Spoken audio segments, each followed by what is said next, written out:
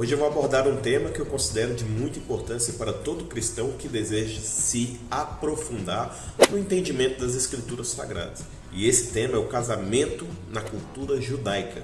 Como seus ritos e simbolismos se aplicam na relação entre Jesus e a igreja, como devemos entender a metáfora da noiva e do noivo se referindo a Jesus e sua igreja.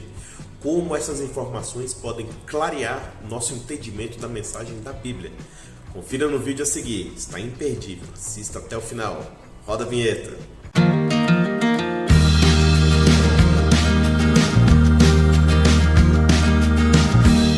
Fala pessoal, tudo bom com vocês? Meu nome é Renato Júnior e você está no canal Jesus à Vida, um canal onde trato de assuntos do cotidiano sobre um olhar cristão. Vou te pedir um favor enorme, se inscreva no canal, ative as notificações, deixe aí o seu like, que é o famoso joinha, compartilhe esse vídeo com os seus contatos.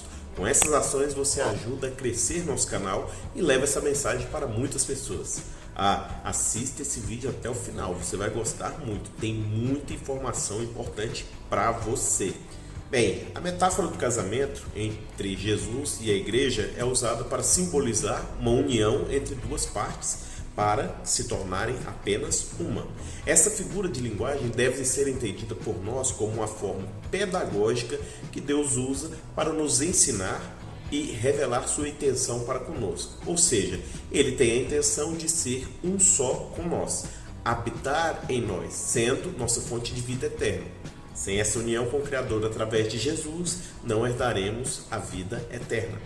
No livro do Apocalipse, no capítulo 19, no versículo 7, temos uma referência direta ao casamento da igreja com Jesus. Sejamos alegres e nos alegremos e demos-lhe glória, porque a boda do Cordeiro é chegada e sua noiva já se aprontou. A igreja é composta por todos aqueles que estão no caminho para se tornar imaculados, ou seja, livres de todo o pecado, como Jesus é. Apesar de alguns terem apenas começado a andar nesse caminho, todos os que os trilham são os membros do corpo de Cristo e estão preparando-se para ser a noiva de Jesus. A instituição do casamento foi criada por Deus lá no início da Bíblia, no livro do Gênesis, especificamente no capítulo 2, no versículo 24. Portanto, deixará o homem a seu pai e sua mãe e unir-se-á à sua mulher, e serão os dois uma só carne. Aqui já observamos o princípio que Deus queria nos revelar, o de sermos um só, através da instituição do casamento, através de uma aliança. Jesus confirma esse princípio estabelecido por Deus Pai e aumenta sua revelação já no Novo Testamento, no livro de Marcos, no capítulo 10, dos versículos de 7 a 9. Por isso deixará o homem a seu pai e sua mãe, e unir-se-á à sua mulher, e serão os dois uma só carne. E assim já não serão dois, mas uma só carne. Portanto, o que Deus ajuntou, não separe o homem. Quando fazemos parte desse corpo, nada pode nos afastar do amor de Deus. No Antigo Testamento, temos um relato que Deus cria a partir de Abraão um povo, o povo hebreu, a quem o Senhor resgatou do Egito para ser o seu povo eleito e nação santa, a qual traria sua bênção sobre os demais povos da terra. Israel aceitou um pacto com Deus, fez uma aliança com o Eterno no Monte Sinai, onde recebeu os mandamentos através de Moisés. Nessa aliança, Israel tinha direitos e deveres, como em um casamento nos dias atuais. Deus não estava casado com os israelitas enquanto indivíduos. Os israelitas eram espiritualmente casados com a lei de Deus. Israel era casada com o Senhor enquanto uma entidade única, incorporada. Podemos comprovar isso em Isaías 54, no versículo 5. Porque o teu Criador é o teu marido, o Senhor dos exércitos é o seu nome, e o Santo de Israel é o teu Redentor, que é chamado o Deus de toda a terra. Em nenhuma época da história de Israel, eles foram fiéis ao pacto, à aliança feita com Deus no Sinai. Israel se envolveu várias vezes com outros deuses, o que para o Senhor é considerado como adultério espiritual. De acordo com a lei de Deus, a morte é necessária para a esposa adúltera. Porém, o Senhor não poderia destruir completamente a nação, pois Cristo deveria sair de lá. Como a nação de Israel havia se dividido em 2 reinos, Israel ou Efraim com 10 tribos ao norte e Judá com 2 tribos ao sul, Deus deu carta de divórcio para suas esposas e permitiu que elas fossem dispersas por toda a terra. Em Jeremias 3, no versículo 8, nós temos: E vi quando por causa de tudo isto, por ter cometido adultério, a rebelde Israel a despedi, a lhe dei libelo de divórcio, que a aleivosa Judá, sua irmã, não temeu, mas foi também ela mesma e se prostituiu. Entendendo todos esses princípios e pano de fundo que vem desde o princípio da criação, vamos desenvolver um assunto ligados ao nosso tema principal. Vamos trazer algumas curiosidades interessantes. Vamos contar muito sobre os planos de Deus para o futuro, para o casamento de Jesus e a igreja. Eu comprei, há um certo tempo atrás, uma apostila de hebraico bíblico e cultura judaica. Muito boa, simples e gostosa de ler. Ela foi desenvolvida pelo curso Tzadé para pregadores e serviu como base para os estudos contidos nesse vídeo. O casamento judaico é dividido em 3 fases. Veremos a partir de agora todas elas. A primeira etapa é chamada Sidushim, que significa em hebraico escolher. É nessa fase em que o noivo vai à procura de sua noiva. Vemos na Bíblia uma referência a essa fase do casamento, o Sidushim, a escolha, em Gênesis capítulo 24, quando o servo de Abraão foi procurar por uma noiva para Isaac, seu filho, na Mesopotâmia, e acaba encontrando Rebeca, neta de Naor, que era irmão de Abraão. Nessa primeira etapa, o Sidushim, acontece o desenvolvimento da Ketubá, que nada mais é do que um contrato entre ambas as partes.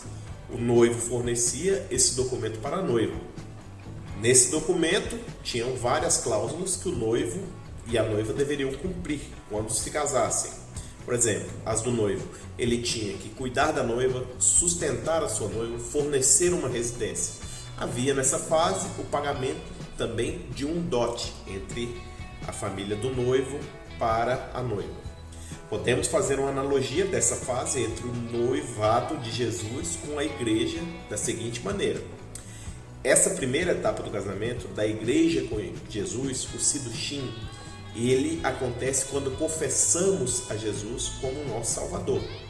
O dote foi pago por Deus Pai. O dote pago pelo pai do noivo seria o sangue de Cristo derramado em favor de sua noiva. A segunda fase do casamento judaico é chamada de Eruzim. Nessa etapa é estipulado um tempo em que o noivo e a noiva ficarão separados, até o tão esperado dia do casamento. Nessa etapa eles estabelecem um tempo que ficariam separados, que geralmente na época era de 1 a 2 anos, né? E tinham vários fatores que influenciavam para a determinação desse tempo, né? Nessa cerimônia, o noivo faz a promessa de um dia retornar para se casar oficialmente com a noiva. Se te lembra alguma coisa na promessa de Jesus? A promessa do noivo voltar para se casar oficialmente com a noiva? Olha lá na sua Bíblia, em João 14, de 1 a 3. Não se turbe o vosso coração. Credes em Deus. Crede também em mim.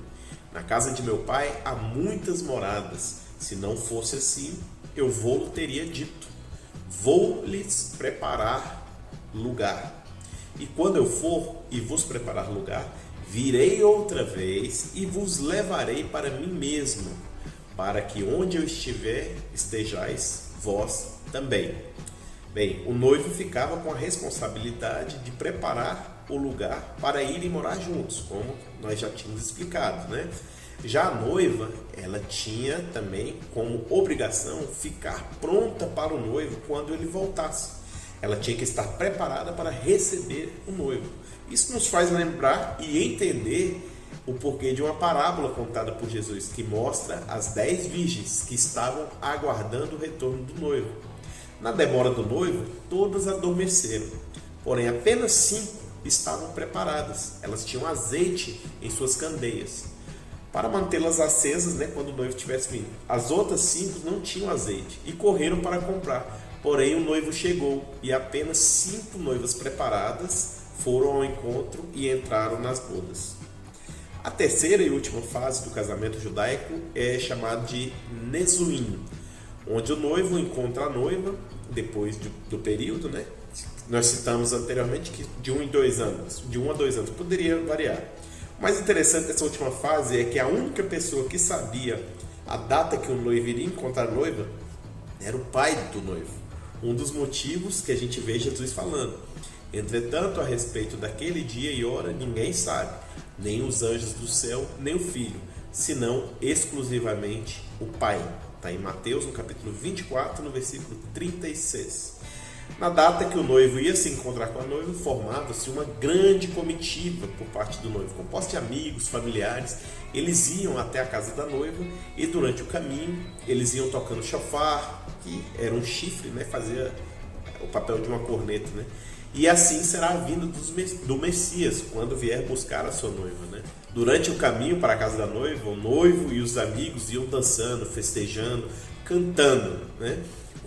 Como já mencionado. E quando chegava na casa da noiva, eles liam novamente a Ketubá, que era o contrato, que o noivo tinha suas cláusulas e a noiva também. E assim eles assinavam, tanto o noivo quanto a noiva, perante o todo. E o mesmo cálice que usaram para beber vinho lá no noivado, eles usavam novamente. Depois o noivo quebrava o copo de vinho com o pé direito. E essa tradição se mantém até os dias atuais. Isso tem várias representações. Uma delas é que eles tinham deixado a vida passada do noivo para trás. Logo em seguida, eles iam já para as festas, para as bodas, e esta festa tinha duração de 7 dias. Uma observação importante é que o contrato poderia ser anulado através de uma carta de divórcio, caso ambas as partes ou uma não cumprisse suas obrigações. Por exemplo, o homem que não tivesse conseguido providenciar moradia para a noiva, ou que não estivesse estabilizado financeiramente para receber, né, podia ser o motivo dessa quebra. Já a noiva quebraria esse contrato se não tivesse mantido virgem durante esse período, ou não estivesse pronta para receber o noivo quando ele chegasse, entre outras coisas, né? A noiva sempre tinha que estar pronta, esperando o seu noivo. A segunda e terceira fase desse casamento podem ser entendidas assim, por nós, a igreja. A segunda etapa do casamento será o dia que o Senhor virá buscar a sua noiva, a igreja.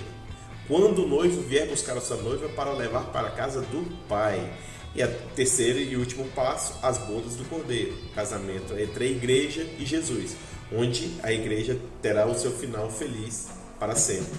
Esses estudos me deixam com uma alegria muito grande no coração. Vejo a Bíblia cada vez mais clara, cada vez entendo mais o sentido dos usos, costumes usados por uma cultura que apontam para uma realidade futura, né? Espero que você tenha gostado desse estudo, que ele te abençoe muito no seu conhecimento. Muito obrigado pela sua audiência. Compartilhe essa mensagem, leve a palavra de Deus para que mais e mais pessoas possam ser abençoadas. Em nome de Jesus, que Deus te abençoe.